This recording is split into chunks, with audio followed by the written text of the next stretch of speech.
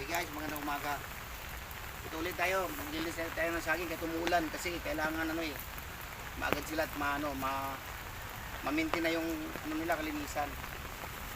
Papatuloy to sa paglilis natin ng saging kasi medyo marami sila. Hindi ko gaano makakuhanan. Marami pa tayo ibang ginagawang ulit tayo guys.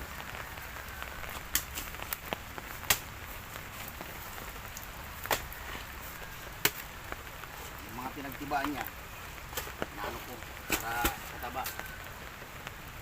Tignan guys, ng araw taba na siya.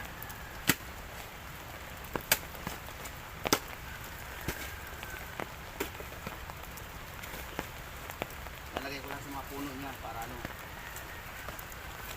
tumaba siya, diba? Lumaki yung mga nila guys.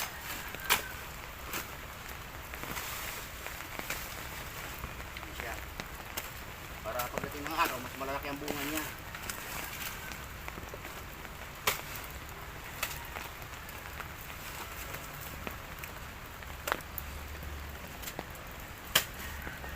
Buti nga, binibigyan tayo ng kalakasan ni God. Araw-araw na hinihingi ko sa kanya yung kalakasan ng katawan ko. Maraming salamat. Kaya pinababayaan.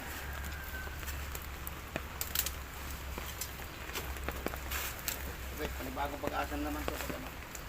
Tuloy-tuloy naman yung pamunga ng iba. Kaso nga lang, maliliit pa iba. Pamunga na lahat yung matatanda na sila eh. Pero pag nalinisan to, babalik yung ganda ng mga bunga niyan guys. Ulan dito sa amin. Pero wala kami bagyo rito, wala kami signal. Maulan lang.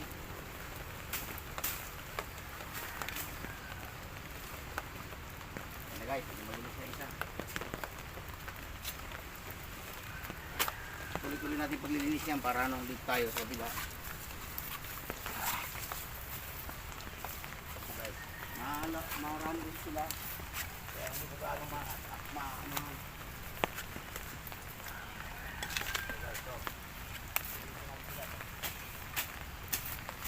tulad dito, mataba na siya kasi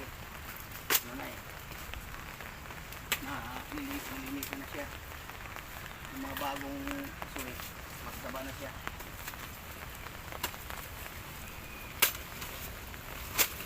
Kaya nilalagay sa puno guys para para pataba niya. Pag nabubulok pataba na siya guys. Marami kasi sila kaya hindi kumagad. Malawak pa to, ganun pa sa kabila. Pero sige lang, dandaan